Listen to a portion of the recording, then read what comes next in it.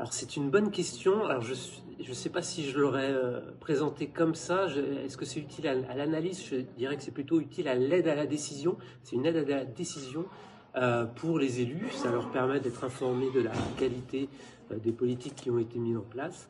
Et alors, ce que j'avais dit tout à l'heure, le X, c'est qu'il n'y a pas toujours de service d'évaluation dans toutes les villes.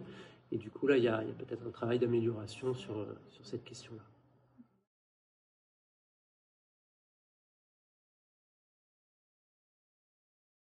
Alors, sur la question de la décentralisation des décisions publiques, en fait, la littérature en sciences économiques, elle simplifie le problème de manière assez simple. Plus on va décentraliser, plus on va s'approcher du citoyen et des préférences locales, des territoires.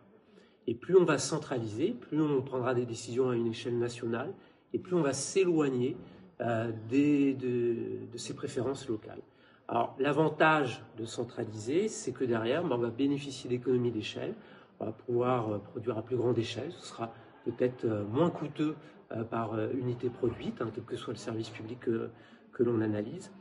Et du coup, quand le débat sur le fait de centraliser, c'est plutôt est-ce que ça nous permet de réduire le coût de fourniture des biens et services publics qui sont fournis.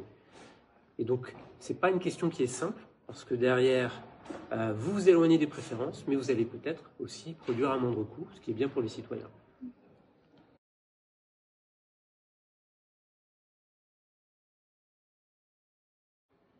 Alors, de ce que j'ai vu, c'est une bonne question également. J'ai l'impression que les modes de scrutin plutôt proportionnels ont tendance à favoriser la participation des électeurs aux élections.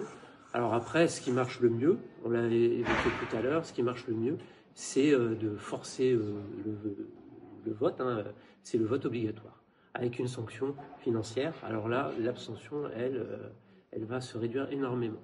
Donc je dirais que l'outil principal, c'est celui-là. Et sur les modes de scrutin, plus c'est proportionnel de ce qu'on voit dans la littérature académique, plus les gens iront voter.